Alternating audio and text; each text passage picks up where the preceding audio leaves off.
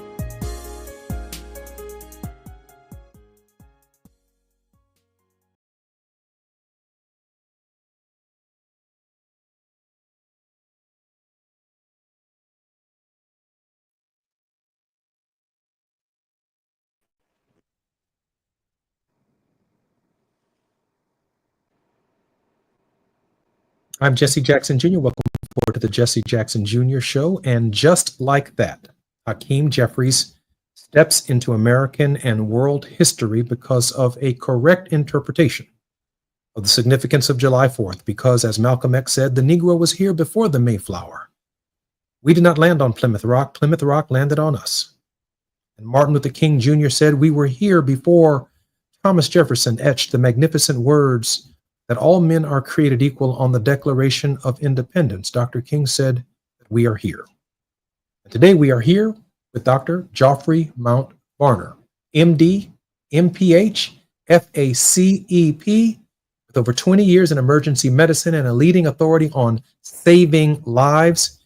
In a real sense, Dr. Varner, in a real sense, on this July 4th, unlike any other July 4th in American history, and I say this with humility and profound respect for you and what you've accomplished. All of American history at this moment, for everything that we've ever been denied, is about you. It's about what you've been able to accomplish. It's about the America that you were born into, that our ancestors were not born into.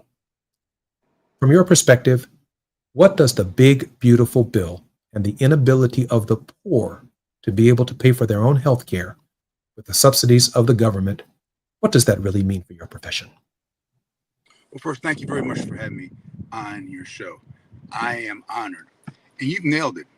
The impact of this will be tremendous for all Americans. And we know that blacks will feel the brunt of this. Let me give you this number. 42%. 42% of Americans today have cancer and they don't even know it. 100% of us know someone who has cancer.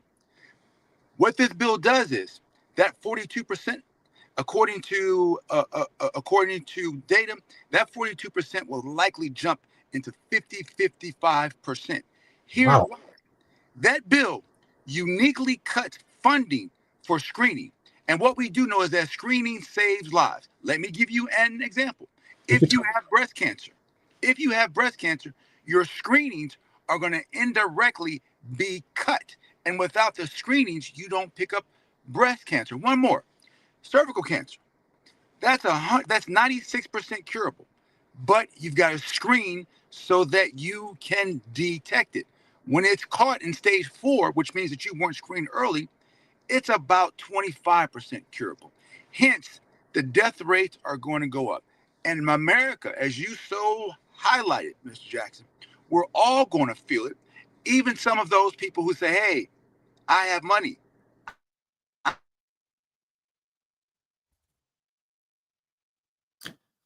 I'm just trickle down effect. Oh, I'm sorry. We had a moment technical break, but you're back. I'm sorry. Please finish your thought, Dr. Varner. There will be a trickle down effect from all of us in the healthcare system. Why? Because it's going to be filled with people who are uninsured and also now seeking health later, which means that they're going to be in the hospital longer, which tends to back up the entire system.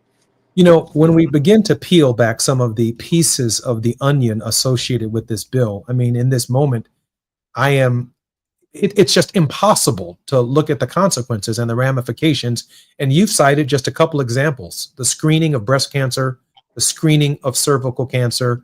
I mean, what does this bill also mean for those of us in our community who find ourselves in kidney dialysis a couple of times a week, who find ourselves in serious cardiac arrest, the number one killer of so many people here in the United States, and let alone the surgical costs and preparation necessary to make corrective measures to save lives? Share with us, Doc, and please, please, please take your time.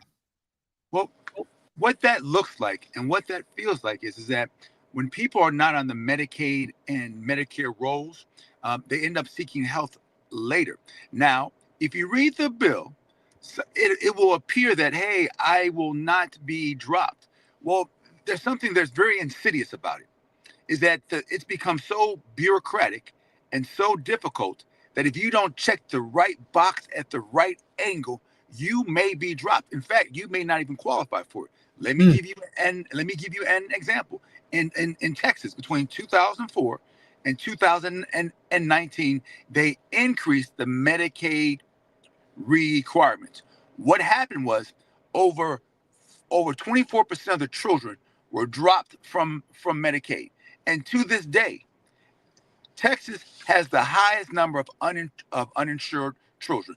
Let me land my plane. This will impact every single one of us. It may not be tomorrow, but there will be a trickle down effect. So if you're sitting out there and you think, my family, we're safe, no, it will impact us all directly. Doc, you know, I am going to pivot for a second, if I can, to what this means for the institutions of health that find themselves in communities that are experiencing disparities: African Americans, Hispanics, white, rural. The institutions themselves cannot collect the reimbursement for providing the basic care that this bill essentially eliminates. Mr. Jackson, you nailed it. Please call me Because Jesse. let's just take it a step further. Many of these institutions, mainly the hospitals and the healthcare network, will close. Why? Because a lot of these institutions are funded indirectly through Medicaid. A lot of the people who these institutions served are these institutions are compensated through Medicaid. The biggest cuts are in Medicaid. So what we're going to see is that many of these institutions in rural as well as urban areas are going to start to close. There are many areas of the country, especially rural areas, that do not even have a doctor for their towns of several thousand. I can only imagine that when these institutions close, it is virtually impossible to reopen them. I mean, you don't ramp up a new hospital overnight. You don't get a MRI machine in a hospital overnight. And so the closing of a medical facility means the removal and probably the sale of significant surgical equipment, beds, rooms. And even if Democrats came back in 4 years, the idea of opening hospitals that has closed is probably fiscally a non-starter. And we're not just talking about public institutions. We're also talking about privately operated institutions that rely upon the subsidy associated with government health care. You nailed it. I think where the population should recognize is that hospitals, while we love taking care of business, we love taking care of patients, as an institution, we are a business. And so we are compensated through Medicaid and Medicaid. When that money is not there, we close. And to your point, let's just say the Democrats come back in 4 years and they open up some of these places. Now they have to, the next thing that they have to face is recruiting doctors to come to those hospitals, because to get a qualified doctor usually takes several years to get them to have them come and to have them want to move their families. So this will have long-term implications, as you highlighted, but most importantly, there will be many institutions, not just the hospitals, but the healthcare networks, meaning the clinics, the urgent cares, those that take care of the least of us. So we could end up with more doctors than we have locations for where they can serve people who are desperately in need. We could end up with literally Meharry, Morehouse, Drew, and other medical schools, Howard University, producing African-American doctors. And by the way, according to the Institute of Medicine's studies, African-American patients feel most comfortable, Hispanic patients feel most comfortable, female patients feel most comfortable seeing female doctors and doctors who look like them and culturally identify with them. These doctors increasingly, as well as the broader population, white American male doctors, increasingly will have nowhere to go to work. Oh, you really nailed it. Let me add some flavor to that. There's a recent study that looked at child and maternity death rates. For women, for Black women, they're 2.5 times as high as our white sisters. However, the study showed that if the doctor was Black, that rate was cut in half. Simply by changing the color of the doctor, the child maternity death rate was cut in half. So to your point, this will have a devastating impact to all of us, and even my white peers. They will need places to practice because a lot of these rural communities will not have healthcare institutions where they can go and work and be able to support their families. Can we move beyond doctors to nurses, to nurse anesthesiologists, to other members of the healthcare professions whose lives are inalterably changed by the passage of the big, ugly bill? Yes. See, nurses are the backbone of medicine. In fact, we always say I would much rather have a seasoned nurse working with you than a newly trained doctor. But nurses are the backbone, and they will need to move their families so that they can seek employment as well. Because I have to remind the general public, while we love what we do, we also have families to take care of. And so this will impact where we work and how long we work at that place. I've shared with some of our brothers and sisters, and I hate to paint the picture this way, but I'm going to. Um, Al Jolson, back during the vaudevillian era, was a white man who painted himself black. He made the world's problems look black. And on those Friday afternoons, those Saturday evenings, or those Sunday matinees, he would come out on stage in blackface, and the audience would have a grand old time talking and laughing and hollering and shouting and throwing things at Al Jolson to entertain themselves. He became one of the most famous actors in the history of the industry. In fact, today in Los Angeles, the largest grave site at any cemetery that honors an actor or an actress is that of Al Jolson. It is amazing, I believe, at Hollywood's Forever Cemetery. Google it, take a look at it. But the reality is, Al Jolson, after painting the problem DEI, after painting the problem as Reagan did welfare, after painting the problem over and over and over again as black and brown and minority, Al Jolson had to go backstage into the green room and wash his face. And there was standing not only a white man, but to use the parallel, there was standing a white farmer, a white woman, a brown woman, a rural worker, a rural and suburban American whose daughter needed critical care, but the critical care units were not within driving distance or within reach. But the problem was painted black, that somehow we're getting something for our tax dollars that we did not earn. But the reality is, the people who are impacted by this devastating bill are beyond black, beyond white. It's all Americans. And at some point in time, we have to turn to the humanness of who we are, Yes. that we are people in need of care. Help me here, Doc. I don't want to preach today, but I got the sense you're very capable of doing that on a Sunday morning. Well, well, no, you are nailing these points. Um, tears taste salty. Tears are not black or white. They taste salty. Tears of pain taste salty. And I say that to say, I think that the feeling is that blacks are going to bear the brunt of this.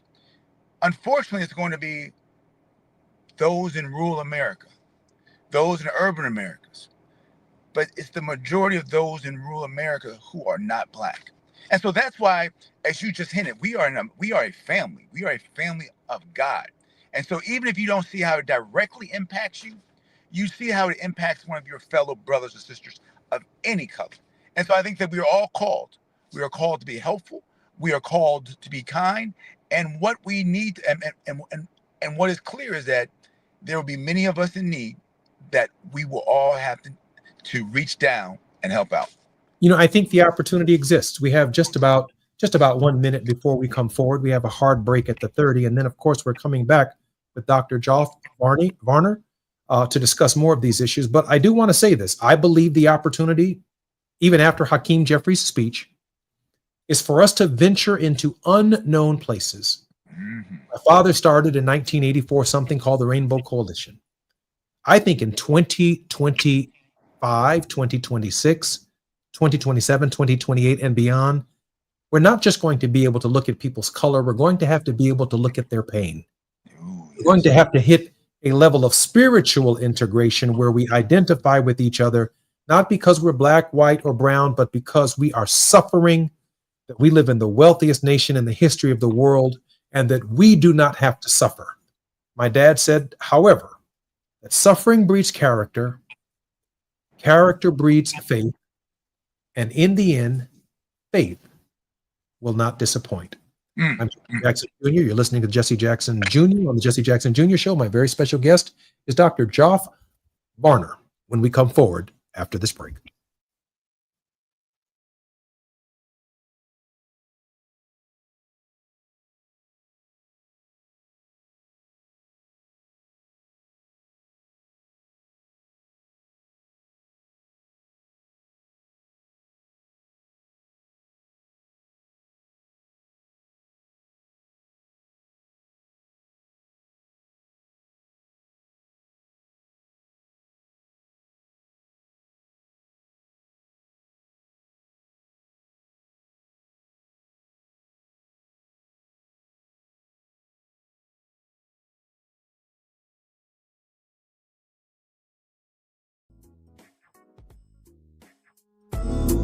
Got to tell the story.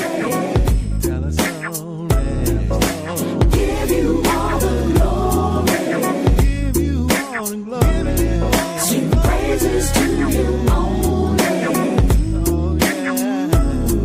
When no one seems to care. When no one seems to care.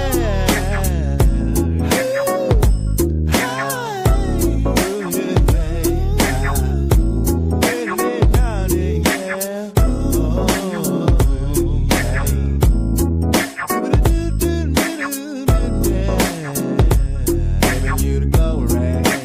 Yes, I am. Got to tell the story. Give you all the glory.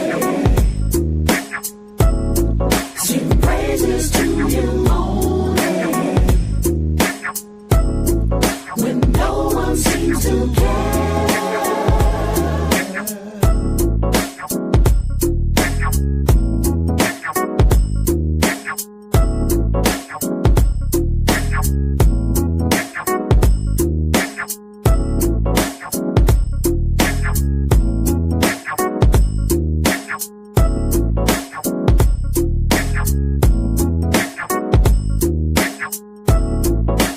Got to tell the story.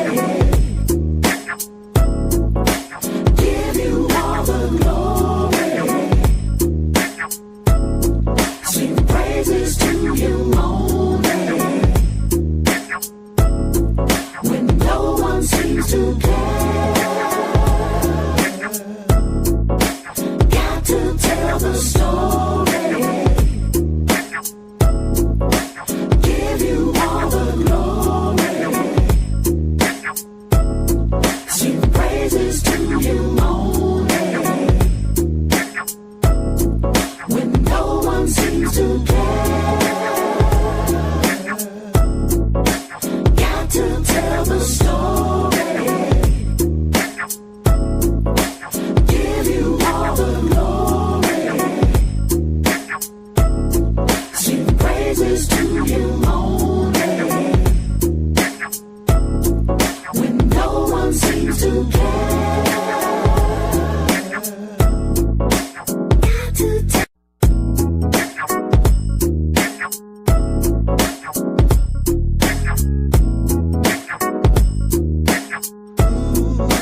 Got to tell the story. Tell a story. Give you all the sing praises to you only.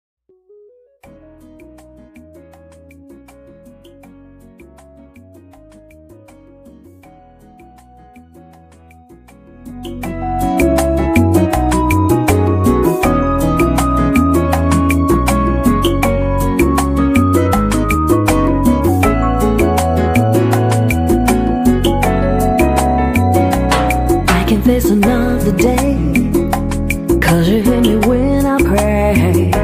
Don't have to hold back. You take me right where I'm at. There's no need to fear. You wiped away all my tears. No other love compares. 'Cause you're always there. Because of you, I can take a stand. Because of you, I am strong. Because of you, nothing holds me down. Because of you, I keep moving on. Everyone I see wonders what's come over me. They can see I'm happy.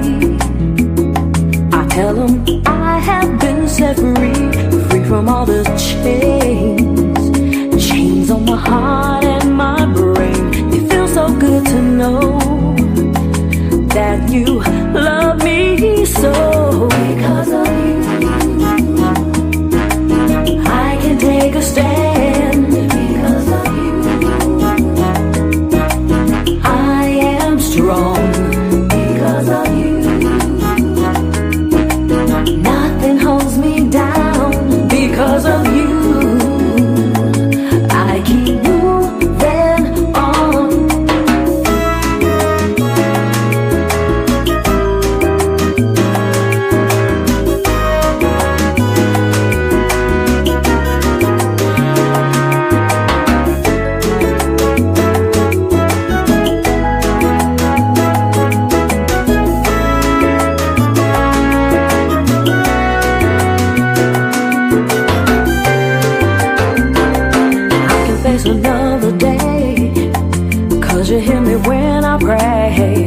don't have to hold back.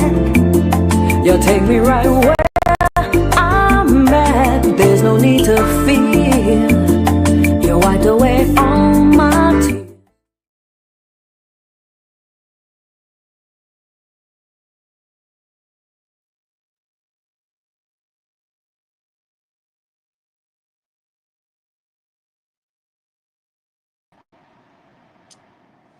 I'm Jesse Jackson Jr. Welcome forward to the Jesse Jackson Jr. Show. My very special guest is Dr. Geoffrey Mount Varner, MD, MPH, FACEP, who has over 20 years of experience in emergency medicine and is a leading authority on saving lives. Dr. Varner, before I get to the rest of your resume here, Doc, you got more alphabets after your name than you do letters in your own name. Just want to congratulate you for being the best and brightest that we've ever produced. He's the founder of Lifeline Medical LLC in Bowie, Maryland in 2004, which consults with hospitals and companies and health-related companies across the nation. Dr. Varner, let me ask you a question. I am particularly proud of Hakeem Jeffries.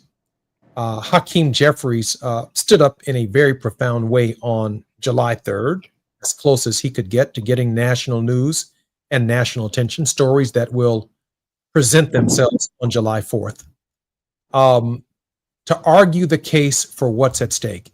I feel in this moment that we can't afford as poor people to get sick in the first place. Talk to me, Doc. I think you nailed it. He stood up for the sick. He stood up for the poor. He stood up for older people as well. Because everyone just needs to recognize that many of us are one diagnosis away from being in that quote poor category. One major diagnosis, one major car crash. And so while again, I want to talk to those people who think it's not them. It is you. It may not be you now, but it could be you one day. And what we do know, as we talked about at the start of the show, is that 42% of us have cancer right now, just has not been diagnosed. And so we don't know where we're going to fall. So to that end, it is important for people like Hakeem Jeffries to stand up for all of us. Because as we all know, we go through different phases of our life. And some of those phases we cannot control, such as your health. And so making sure that we have a healthcare system as our backbone, it's almost as American as apple pie. I think, wow. I don't think we can say it any better. And our white brothers and sisters, and I say this not to question their resilience. I don't think that their history has them traditionally feeling the pain that African Americans have developed a resilience towards when either the federal government or the state government withdraws benefits from the American people. I don't think many Americans, the veterans, the working poor, the agricultural workers, the agricultural and rural communities have experienced quite what we have experienced, and their resilience may not be the same. Your thought on their resilience? Well, that's a very interesting point. And Mr. Jackson, you are wise. All we do is have to look back to the Depression.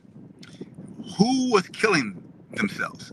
Unfortunately, it was mainly white men because they were not used to sudden loss. Their resilience muscle had not been built. While this is going to be difficult for many Black Americans, for lack of a better word, we've become accustomed to the system not treating us in an equitable way. However, this bill is going to disenfranchise more white folks than history has ever seen. And so I have a public health concern. I have a fellow human being concern. Are my white brothers and sisters prepared emotionally and psychologically to deal with the type of consequences and therefore pain that will result if this passes?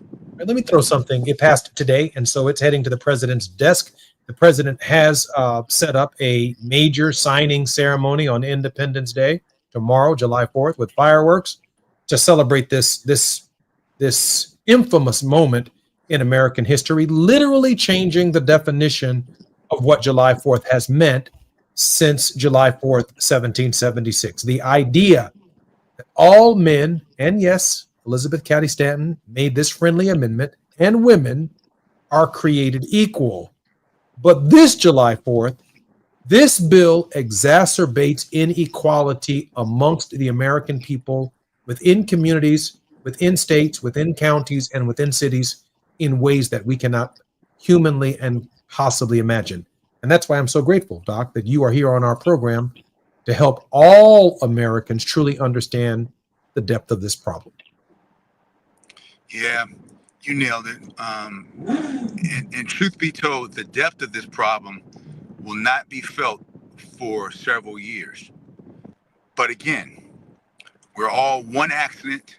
We're one looking down at our phone issue away from being part of that stream or that group of people who are going to feel the effect. And even if your healthcare is not impacted, the trickle down effect happens. Let me explain. No matter who you are in this country, no matter how successful you are, when the fell clutch of circumstance hits you, meaning when you need immediate medical care, you go to an ER. And an ER is one place on earth. It's not first come, first serve. It is who is the sickest. In other words, you could have been waiting for 8 hours. It could be your turn to go in, and boom, a sicker person comes in, and therefore you have to wait longer. What's my point? Let me land my plane. When you and your family get sick, there will likely be a longer waiting period. And when there are longer waiting periods, literature, science has taught us the death rate and the morbidity go much higher. So unfortunately, we will feel this as an American family. Joff, I know that your book, Training Your Mind for Split Second Decisions, ER physician Geoffrey Mount Varner, MD, MPH, is available. It was a #1 bestseller. We have about 2 minutes before the break, and I know that I'm losing you to the emergency room and to the hospital at this break. So let me just ask you, would you please be willing to offer our listeners in this final minute and 30 seconds a word of hope? The word of hope is that Americans have always survived. No matter who was in that office, we've always found a way of coming together. We have people like your father, we have people like you, we have people like Hakeem Jeffries, who have helped carry us further. And so while you may feel pain, as I mentioned, seasons, we all go through seasons. We're about to go through a painful season, but keep in mind, all seasons end. All seasons end. And so knowing that, just know that in a few years, a lot of this can be turned around. So I would highly encourage people, and this may sound too simple, make sure you get your screening exams now while you can. Make sure you get everything available to you now. Because right now it sounds like we just need to survive for another 4 to 5 years. And there will be another administration who could reverse much of this. So do what you can now, hold on, and things will usually work out. Dr. Jeff Mount Varner, MD, is our very special guest. Dr. Varner, I hope you'll come back on the Jesse Jackson Jr. Show. And Jesse Jackson, I want to thank you for everything that you do, for exposing things, highlighting things, and clarifying things. So we want to thank you as well. Oh, I appreciate you very much. Thank you, Dr. Varner. Look forward to having you back on our program anytime that you desire. Thank you very much. Thank you, sir. I'm Jesse Jackson Jr. You've been listening to the Jesse Jackson Jr. Show. Our very special guest has been Geoff Mount Varner. He is a medical doctor, an MD, FASCAP. I'm sure I'm getting some of these alphabets backwards. I'm lucky to have Junior after my name, but I am extraordinarily grateful for his contribution on July 3rd, 2025, where we are looking at Congress's lack of courage. I'm Jesse Jackson Jr. When we come forth, the Jesse Jackson Jr. Show.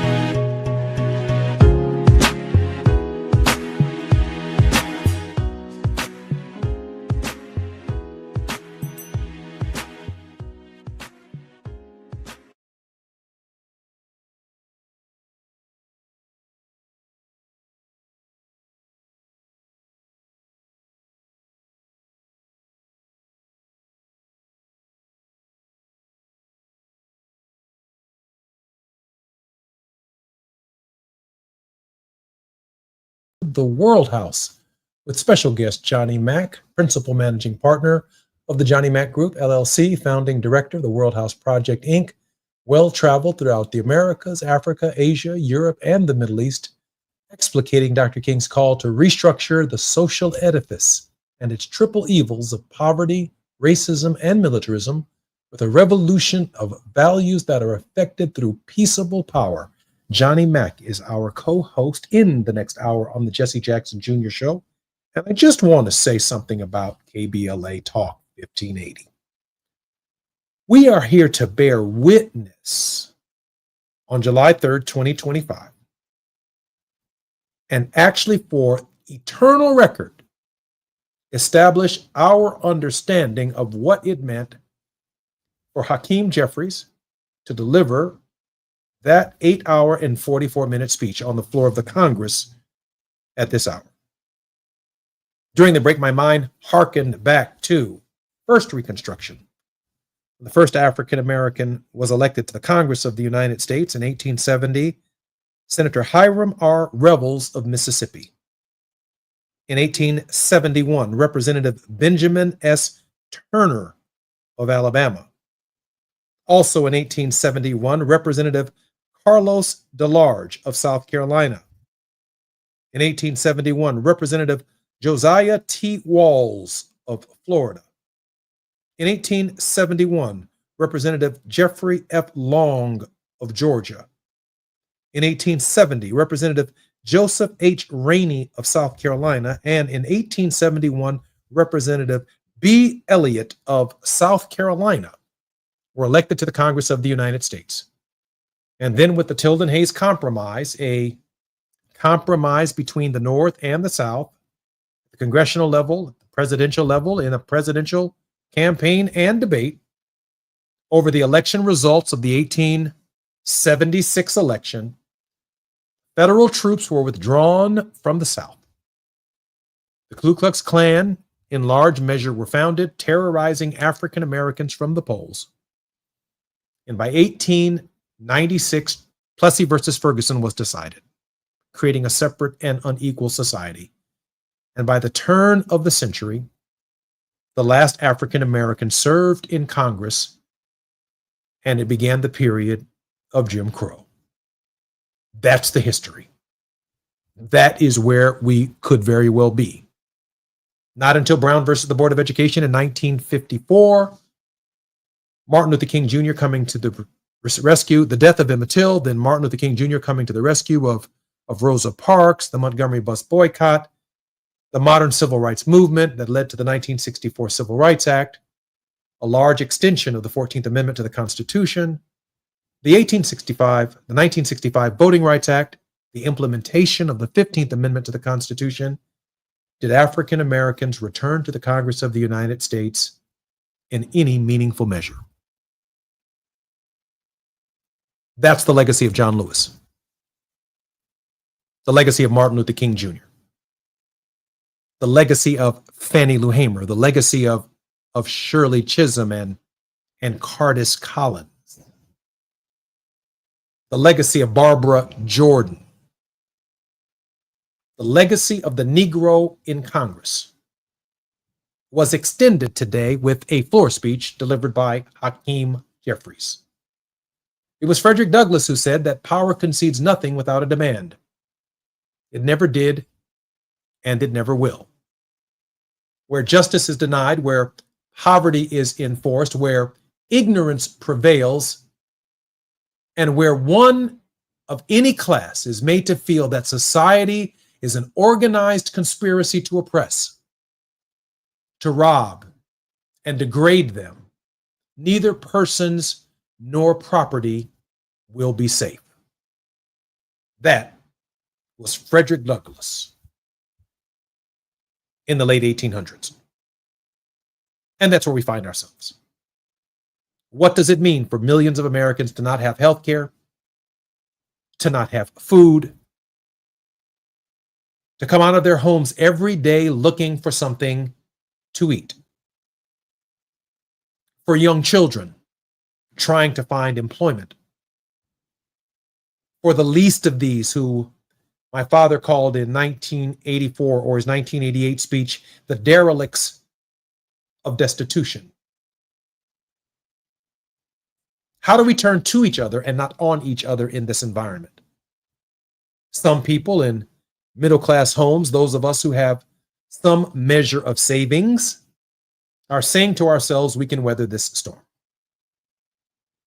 And others of us know the truth, that it's cold in Chicago, that people in Los Angeles like the idea of air conditioning.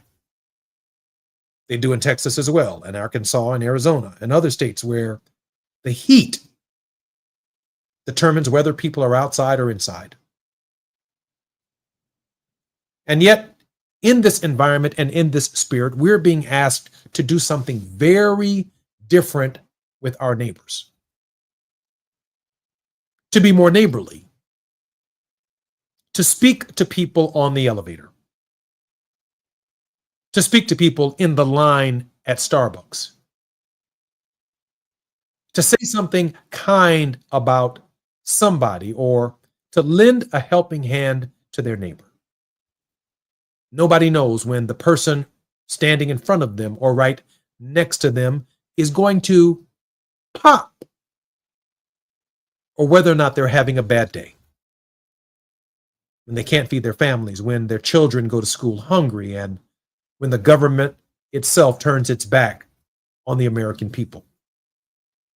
I'm so tired of looking on Facebook and seeing Jeff Bezos's yacht and Mark Zuckerberg's yacht and how many things Floyd Mayweather owns. And I am so tired of the boisterous lifestyles of fancy cars and cars that only hold two people and really can't transport anybody, or some of the best dressed people on earth, when the reality of the new America is something Michael Harrington called the best dressed poverty.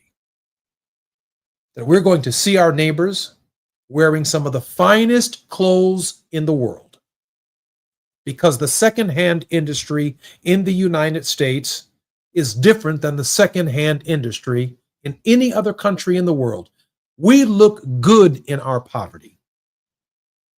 But the reality is, behind our clothes, there is human suffering. How much can we endure? We'll talk about this in the next hour with Johnny Mack. Just no one has advanced Martin Luther King Jr.'s vision of a world house more than Johnny Mack, really under the mandate of Coretta Scott King. That's what she asked him to do. When we come forward, Johnny Mack is going to be our very special guest on the Jesse Jackson Jr. Show.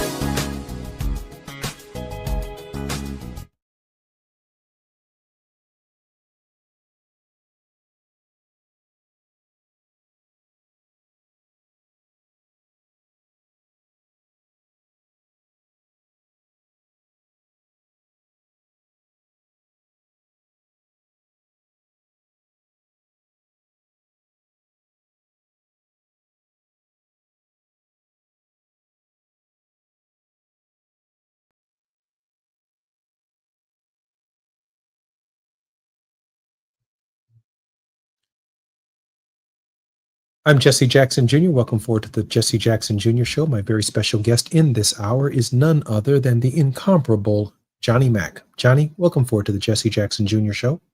Hey, Jesse. Always good to be here. How are you? Great, thank you. It is not my intention to get you in trouble with anyone with the introductions that I make of you, but I do want to share with everyone that I am so amazed and so proud of the work of Johnny Mack and the ongoing conversations that he has over Dr. King's ultimate vision, which includes but is not limited to the spiritual integration of human beings at a very different level than, how shall I say it, political positioning, photo ops, cameras, but the depth of true human compassion, empathy, understanding. And I'm so grateful to Johnny Mack because of all of the people that I've met all across the country and around the world, I can certainly speak for myself.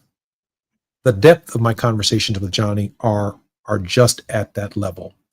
And Johnny, I want to begin today with a question in light of the passage of this legislation that transfers trillions of dollars of wealth and tax breaks to people who do not need them, should be paying more taxes.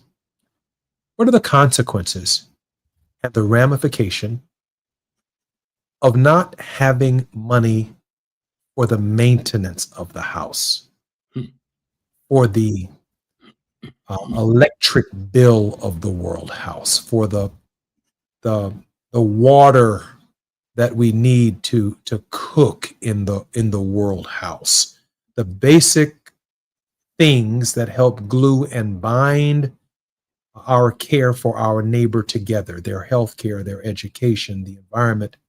What are the consequences of the resources themselves not being available, particularly when Martin Luther King Jr.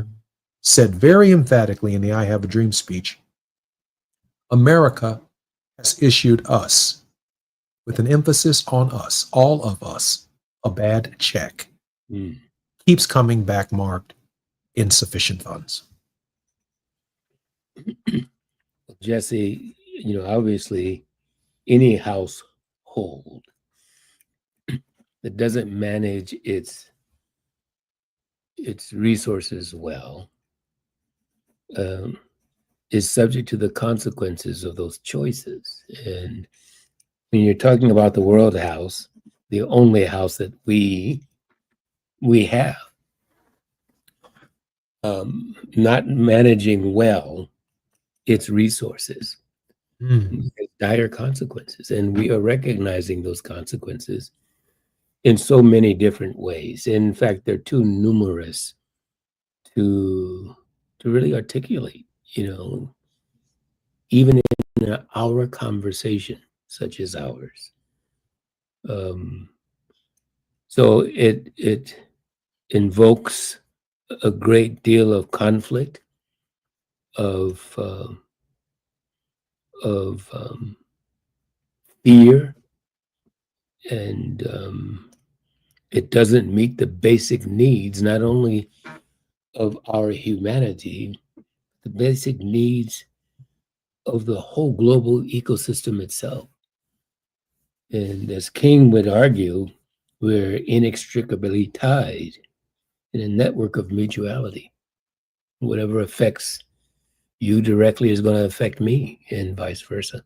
And so while those who make decisions about a $3 trillion budget and feel that they are taking care of their own, and shame on the rest of us who can't manage to take care of ourselves,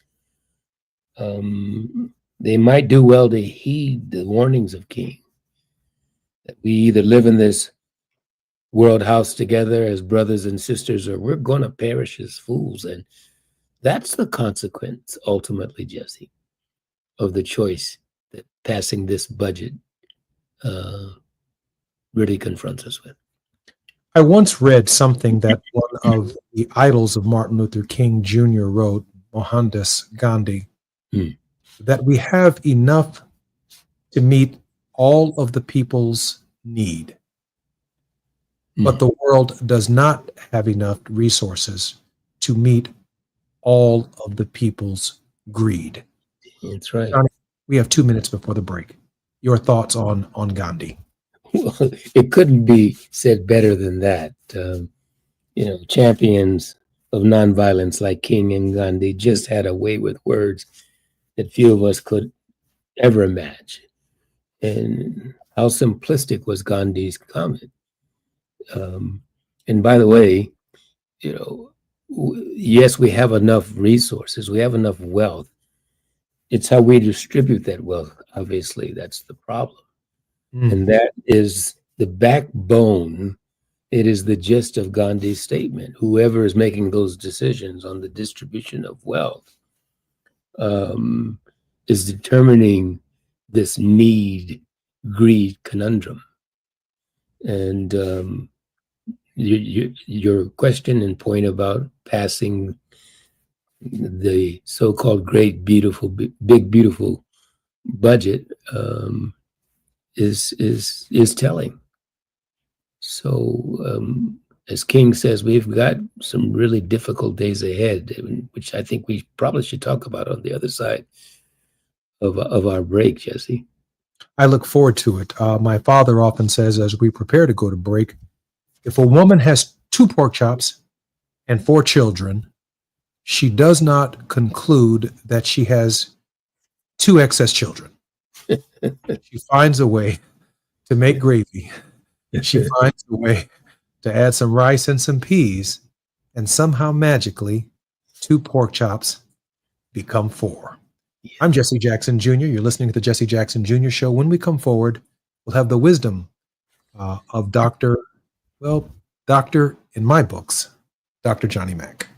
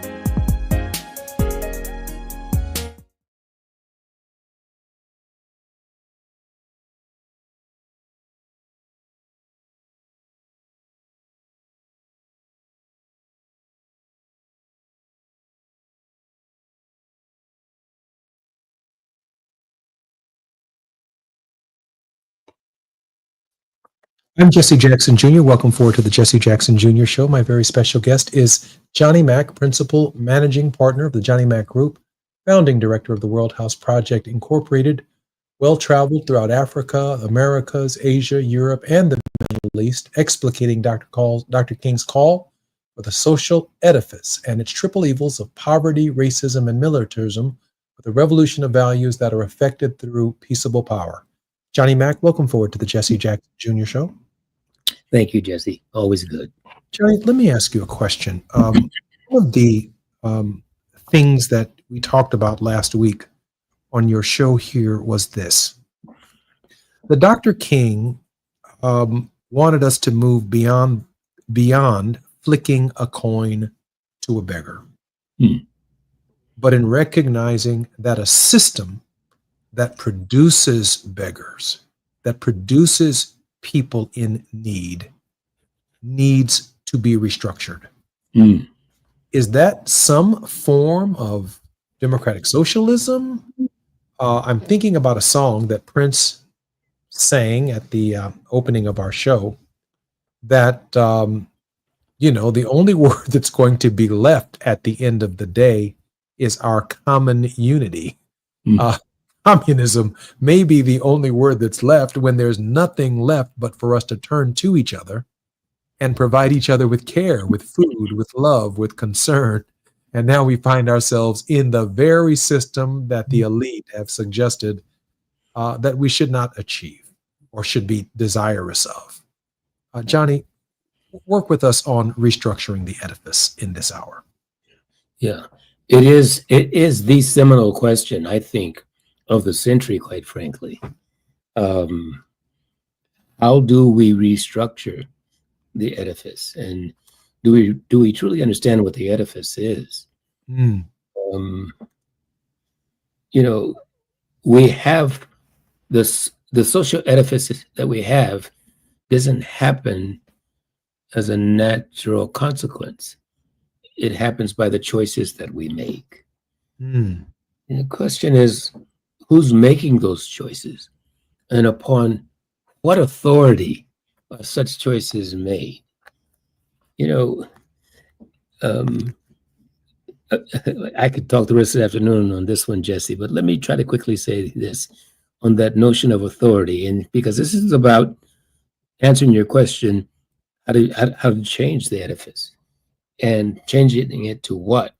Authority is based upon three fundamental things. Authority has a source, authority has a seat, and authority has a substance. So there's the substance of authority. A source, a seat, and the substance. That's absolutely right. So by whose authority is the social edifice organized? What is its source? What is its seat? And what is its substance? The source of authority is where that power comes. The seat is where it resides. And the substance is the content of the authority itself. So in the United States of America, the seat of authority ultimately is Washington, D.C. And some would argue, certainly our current president argues, that the seat of authority is the presidency itself and himself. Indeed. If that's true, what is the source of that authority? What gives the presidency, what gives an individual that authority? What is its source? And then what is the substance of that authority? What authority has been given to do what?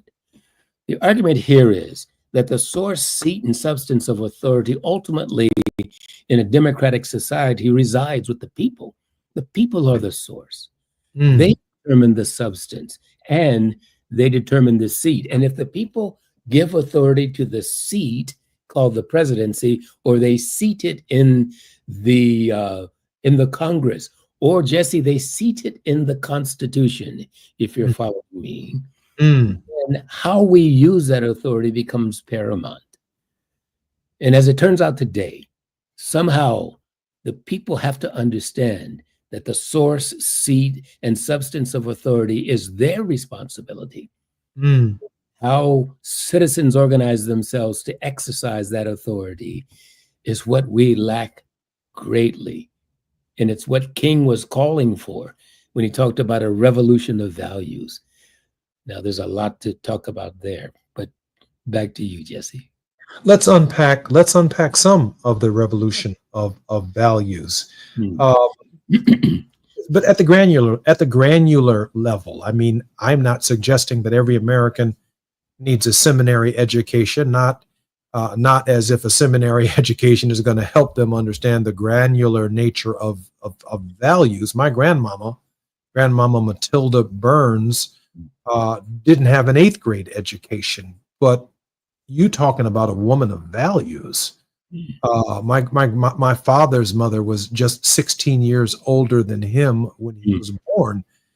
She was a teenage mother, but I mean, she can count her life by the number of days she attended church because she prided herself in never missing a Sunday service, including dragging her children. Like Stevie Wonder said, Mama used to make us go to Sunday school. We trade our tithes for candy, acting like it's cool, right?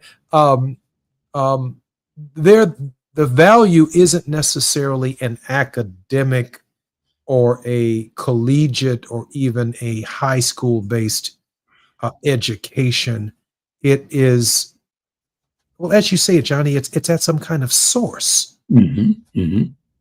Help us arrive at a common source of those values. Well, values are a relative thing.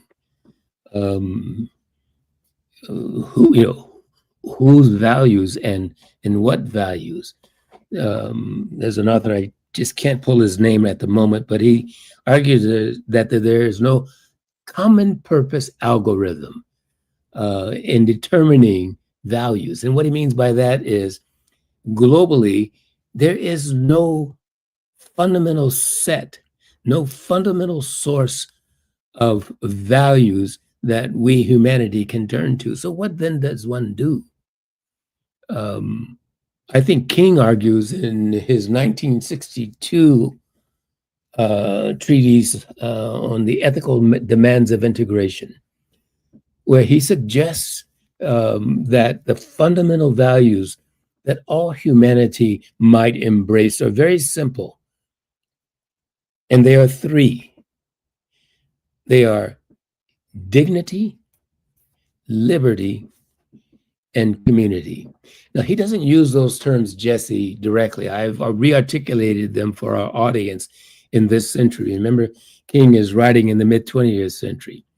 But he basically is arguing that few would argue against the idea that all humanity has equal dignity and worth, irrespective of any other human characteristic that we assign to each other, whether it's race or gender or whatever terms and names we give each other. Ultimately, we all share some common sense of dignity and worth. And then the second is liberty.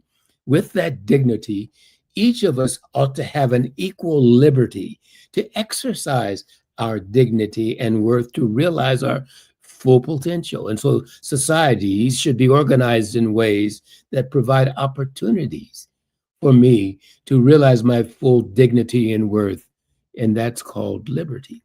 The third value is community. If I am by myself and it's just me, then I am a community of one, and I need not be concerned about any other because there is no other, right? But the moment, Jesse, you come into my presence, suddenly we are in a position of community. And the question is, what do we do with it? My dignity and liberty, if it is to be recognized by you, is subject to your dignity and liberty.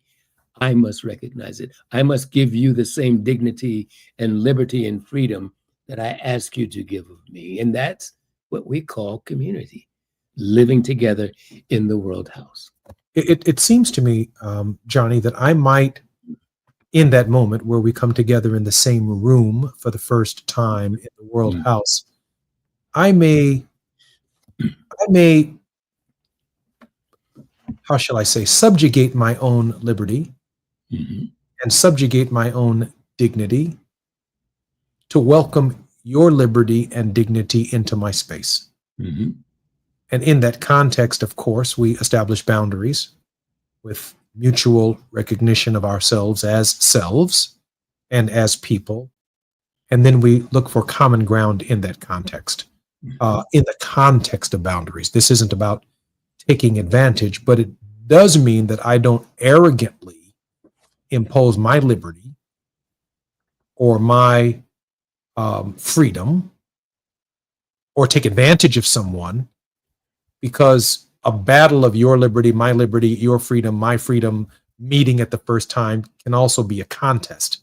Mhm. And to disarm the idea that we are battling, I am prepared, and maybe that's just my Christian ethos, to deny myself, to welcome yourself, to understand yourself, to hear yourself, meaning you, to listen to you, to understand you, to empathize with you, and then share, if you will, my story and identify with your story in a way that we find a commonality of space. And by that, when I say that, and I'm not trying to complicate it for the listener, but if you drew two circles, and in this certain area where both circles interact or interspace, there's a gray area.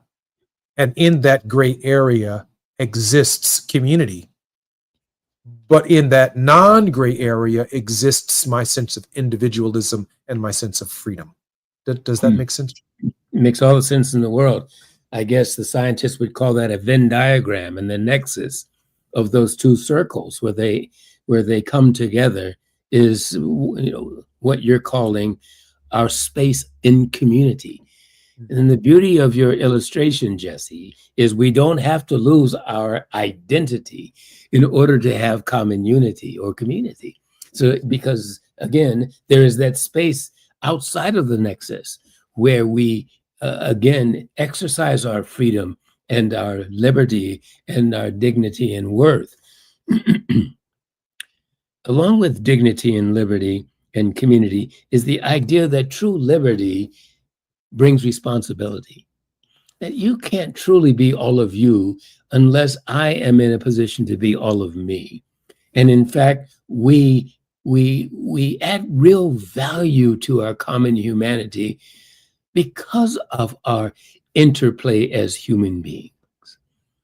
And so, the idea of contest, there are many people who argue that contest, or I'll use the word here, conflict, is a negative thing. But I would argue that conflict is neither good nor bad. Conflict is neutral. What determines whether conflict will be a good thing or a bad thing, will be violent or nonviolent, once again, is the decisions that we make. So we can determine to take that conflict and make it a very positive experience in our human lives, working through it with nonviolent values and principles. Or we can choose otherwise, using violent means.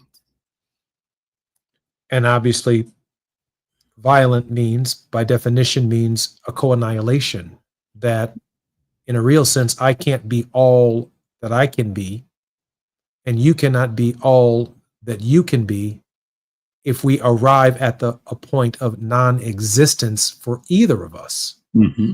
That somehow my enemy has to become my frenemy. Mm-hmm. That even with someone that I have fundamental disagreements with, Mm-hmm. there is this nexus between my circle and their circle in this space. Mm-hmm. Is humanity. And watch this now. The circles can be as far apart as the smallest nexus that creates that space, but the circles can also be as close together as possible, where the community itself between two individuals occupies more common space than the sense of individualism by the gray area, by the area that is not colored in the gray. In other words, we can get closer. Yes. On the other hand, Dr. King says that at 11 o'clock on Sunday morning, at the most sacred moment of the Christian experience, there's a circle over here and there's a circle over here. Everybody's talking about Jesus. Everybody's talking about heaven, but not everybody's going there. I'm Jesse Jackson Jr. My very special guest is Johnny Mack. And when we come forward, more with the great Johnny Mack on the World House.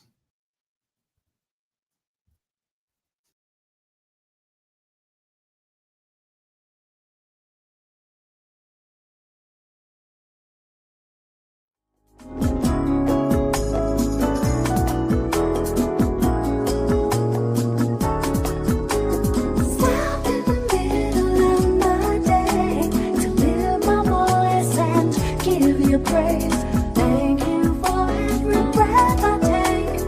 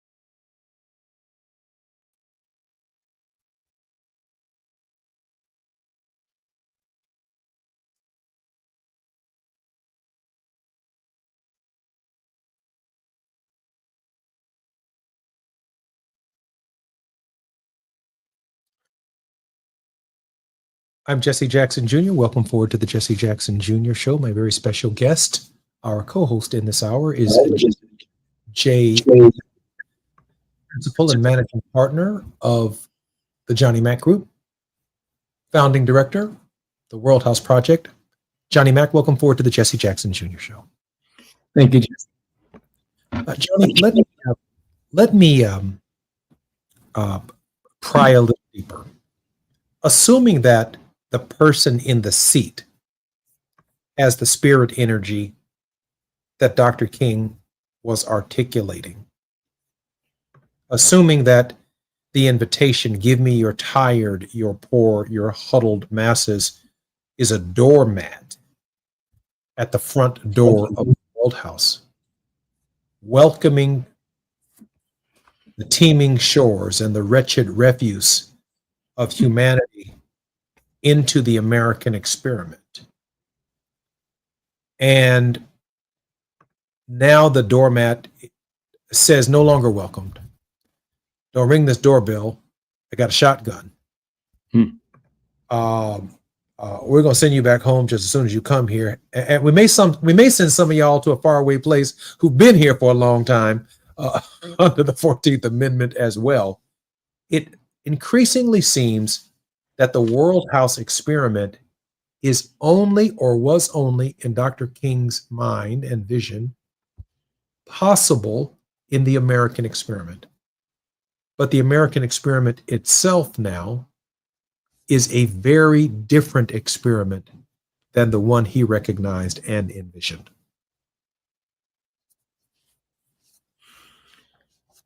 Well, I do think, Jesse, that when you think about King's sermon at the Riverside Church exactly a year before his assassination, where he talks about the Vietnam War and a time to break silence, he recognizes how the World House really is just that. It's not just an American issue. It's not, that is, United States of America issue. It is indeed a global issue. It's more than a figure of speech. For King, I think it was reality. And if we didn't recognize that, if we didn't live as if the world is a house, where as many rooms as we need to organize this house, so be it, so long as we're acting justly and creating peace in our actions, then we simply cannot survive as humanity. So I think that that King was fully aware that irrespective of race or creed or color or orientation or any other, again, human characteristic, we are stuck here as a humanity in this global World House. Given the nature of America's global economic influence in the 60s, the late 50s, the role of our economic system in Vietnam, in sub-Saharan Africa, in the Caribbean, in South America. Recently, the spirit energy of this house, given its economic hegemony, decided that the pennies that we spend on a dollar to feed the hungry in the broader World House. Just yesterday, we, if you will, watched the closing and the final employees of the United States Agency for International Development close down the agency itself, Mhm. the so-called soft power Mhm. that Dr. King would argue, I believe, had a moral obligation given our extraordinary wealth to maintain. It is the global commitment of the United States to such a venture. But as you expand that vision beyond my initial limited thinking about the lack of America's willingness to welcome people on our own teeming shores, it seems to me that we're also turning our back across the picket fence, Mm. across turning our back on the street and the neighbor directly in front of us, meaning crossing an ocean, Mm. recognize that they too have needs. Mm. I think Americans at this hour are so concerned about their own financial positions, their own economic security, that they cannot see Africa. They cannot see South America. They cannot see the Caribbean. They cannot see the least of these in the broader world house. In your opinion, how would Dr. King help move our vision to something broader than our own domestic sense of nationalism and patriotism? Well, the answer to that question is very easy. It is the way he did it when he was with us. And that is, there are few voices more important than Martin Luther King Jr.'s in the history of this nation and arguably of this world. The moral authority of that voice echoes throughout the halls of history, all the way up to this time. And I would argue, if the world lasts long enough, Jesse, long after you and I are gone. One need only read his writings, and one does not have to read for very long or search very far to hear and or to see that message, the prescriptions that King, I think, left for us on how we might not just love one another. And while King was, of course, a man of faith, a devout Christian, a man of the cloth of clergy, he also understood that not everyone thought the way he thought about their religious experiences. They had different orientations. Not everyone carried a religious orientation at all. And so he made room for everyone in his prescriptions on how we might learn to live together. And so I think he would continue to admonish us to study nonviolence, something that we have not done well, to really understand what nonviolence is. I could spend the rest of this conversation in the next several weeks of our talks, Jesse, just on that point. Too many of us have no clue what nonviolence is. We think it's not acting violently in terms of direct physical harm. It is so much more than that, if it is that. And so I think carefully reading King, studying his messages, we can find many answers to the questions that you're asking and the specific question about what he would do today. I'm Jesse Jackson Jr., listening to the Jesse Jackson Jr. Show. My very special guest is Johnny Mack. Johnny has been walking us through a deliberative, thoughtful, and reflective understanding beyond the speeches of Dr. King's work, but at a pace that allows us to reflect upon the decisions that we make in our public lives, our private lives. And Johnny, I can't wait to explore the depth of nonviolence to which you are articulating. Mm. And I know we're going to do it over a number of weeks. Yes. But in a real sense, the restoration of the earth itself, the planting of a tree, the idea that Howard Thurman would find himself talking to trees was part of that practice. I'm Jesse Jackson Jr. When we come forward, you're listening to the Jesse Jackson Jr. Show, The World House, with Johnny Mack.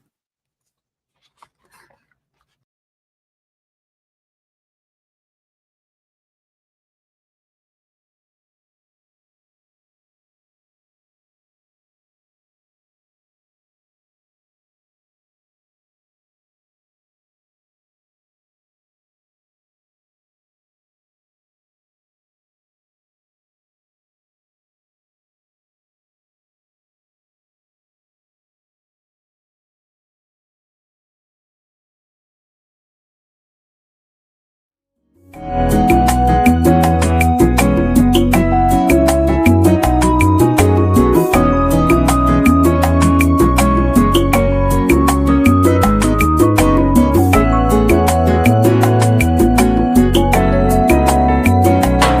can face another day, 'cause you hear me when I pray. Don't have to hold back. You take me right where I'm at. There's no need to fear. You wiped away all my tears. No other love compares. 'Cause you're always there. Because of you, I can take a stand. Because of you, I am strong. Because of you, nothing holds me down. Because of you, I keep moving on. Everyone I see wonders what's come over me. They can see I'm happy. I tell them I have been set free, free from all the chains, chains on my heart and my brain. It feels so good to know that you love me so. Because of you, I can take a stand. Because of you, I am strong. Because of you, nothing holds me down. Because of you, I keep moving on.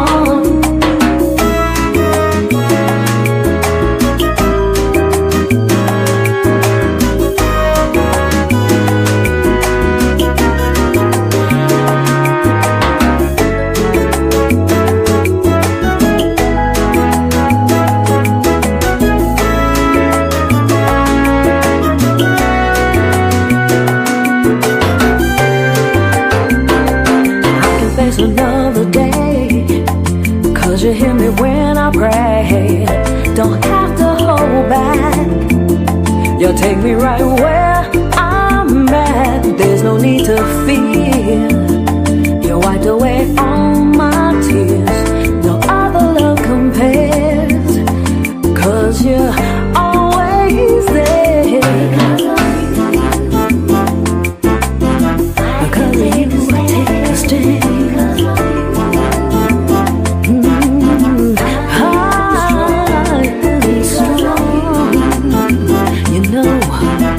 Nothing's gonna hold me down.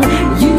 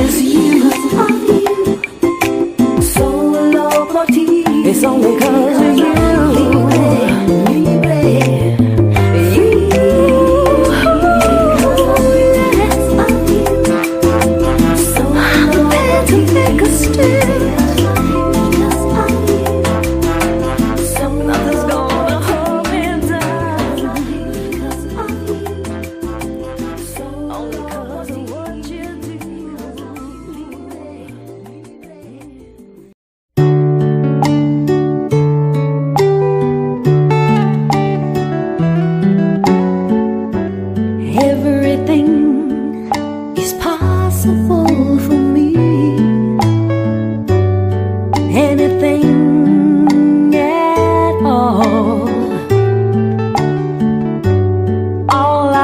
to do is try and believe it big or small, and just call on your name whenever I am weary. Call on your name when I'm not sure. I call your name, I call your name in everything I do. I call on your name because I know you'll see me through.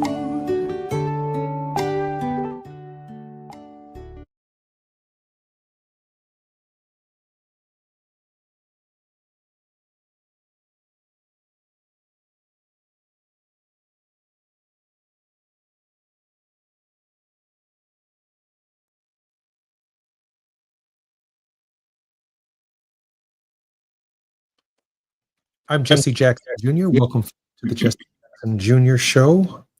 Johnny Mack is our very special guest in this hour. Johnny Mack's work and research interests include peace, conflict, and social change and movements. His seminal work, After Confrontation, Then What?, seeks to re-articulate nonviolence beyond the traditional idea of direct resistance to a meta-logic that includes direct, structural, and cultural nonviolence, each having its own form of social action.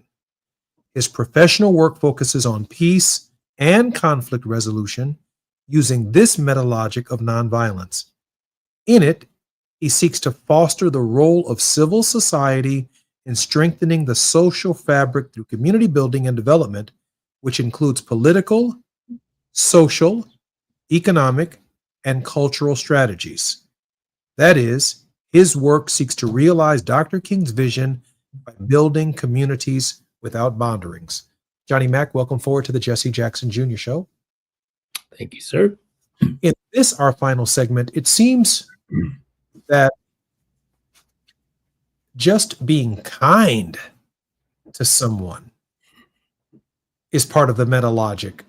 And I'm sure that there are so many different variations within which these actions matter, but a kind word to the stranger on the Jericho road, let alone lifting them up, bandaging them up, taking them to a local hospital, showing a willingness to pay the bill, which is an extension of the Samaritan story that Dr. King first brought to our attention in such a profound way, that this meta logic extends beyond, again, the mere compassion of flicking a coin to a beggar, but understanding the social, the economic, the political, and all of the conditions that create a society of beggars, and that we, in each our own individual ways, have to wrestle with our response to how we deal with humanity in light of that recognition. You know, Jesse, King understood something that, again, few of us do, and it's not always immediately evident. And that is that nonviolence, like violence, has different forms. And in fact, few people or many people don't realize the many forms of violence. They may be summarized as Johan Galtung did, who just died, I guess, a year or so ago, a brilliant sociologist, who talked about the direct, structural, and cultural forms of violence. And again, we talk about direct physical violence, that is, physical hurt and harm, and then our thinking tends to stop there. But there's such a thing as, of course, institutional, organizational violence. And there's also, Jesse, a certain notion of cultural violence. And this is where Galtung, I think, was most brilliant in his understanding of violence and explicating its impact in the human experience. Cultural violence justifies direct and structural violence. our cultural mores and norms legitimize a certain behavior that makes poverty okay, that makes winners and losers the norm, that allows 1% of 1% to own 75 to 80% of the resources on the globe, while too many, even half of the 9 billion people on the earth, live on less than $1 a day in US terms. There are cultural mores and norms that make that all right and allow us to live our quotidian day in and day out lives with giving no concern or regard to these kinds of injustices and forms of violence. My final question, Johnny. So how should Americans interpret and react to the 4th of July this year? What should we be doing at our gatherings? Wow, I'm reminded of Frederick Douglass when you asked that question. But what we should be doing, in my view, Jesse, is really understanding what we have done, what we are doing, as we live in this world house, as we organize the systems, the organizations, the institutions, the processes, the mores and norms that mediate our action and interaction, not only between each other, but with ourselves and the system itself. In other words, how do we restructure the edifice? That's the question, I think, that we should be asking ourselves every 4th of July. Are we living up to the principles of our creed, as King said in his I Have a Dream speech?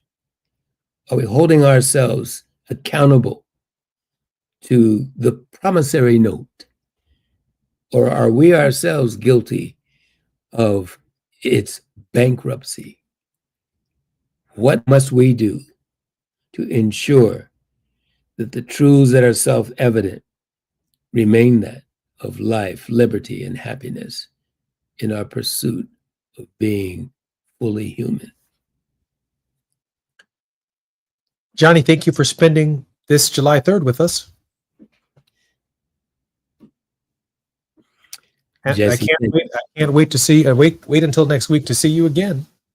well, I'm looking forward to it. And if you want to pick up the conversation about these forms of nonviolence, I'd welcome that. Just let me know in advance so I'm prepared. I promise that we will. Thank you, Johnny Mack, for joining us. All right, Jesse, be well. We've been listening to one of the great minds of our time, Johnny Mack, reflect upon not only what the meaning of July 4th is, but also the context within which we engage in our daily actions. It is a comprehensive system, deeply entrenched in a profound sense of our own spirituality and faith. And it is equally as reflective. It isn't just action, it is thought and action. For the ends for which we live, Dr. King said, are pre-existent in the means. Christianity is a very difficult religion. It is not an easy one. We have to give it some thought. I'm Jesse Jackson Jr. When we come forward, it will be the 4th of July. The best of Jesse Jackson Jr., the best of KBLA Talk 1580, all day long. Until then, I'm Jesse Jackson Jr. I'll see you next week.